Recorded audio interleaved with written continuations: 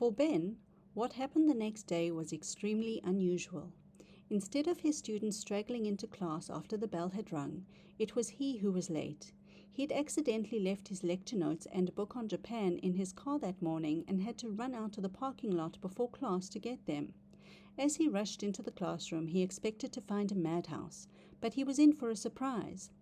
In his room were 5 neat rows of desks, 7 desks to a row. At each desk, a student sat stiffly in the posture Ben had taught them the previous day. The room was silent, and Ross surveyed his class uneasily. Was it a joke? Here and there he saw a face on the verge of smiling, but those were clearly outnumbered by faces at stiff attention, staring straight ahead, concentrating. A few students glanced at him uncertainly, waiting to see if he'd carry it further.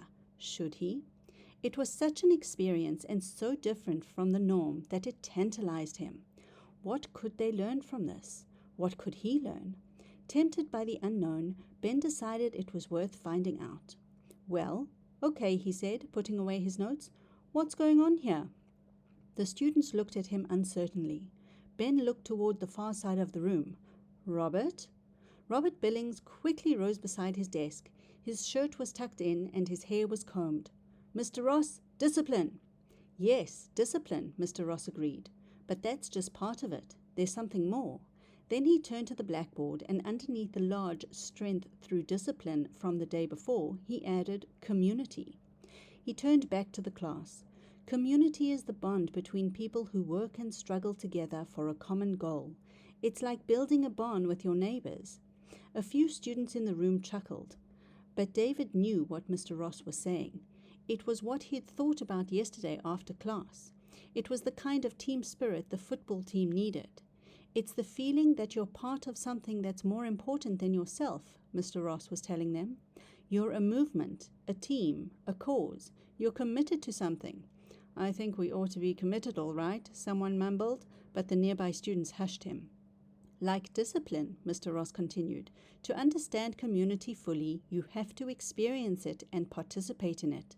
From now on, our 2 mottos will be strength through discipline and strength through community. Everyone, repeat our mottos. Around the room, students rose beside their desks and recited the slogans. Strength through discipline, strength through community. A few students, including Laurie and Brad, did not join them, but sat uncomfortably in their chairs as Mr. Ross and the class repeated the mottos again. Finally, Laurie rose, and then Brad. Now the entire class stood beside their desks. What we need now is a symbol for our new community, Mr. Ross told them. He turned back to the board, and after a moment's thought, he drew a circle with an outline of a wave inside it. This will be our symbol. A wave is a pattern of change. It has movement, direction, and impact.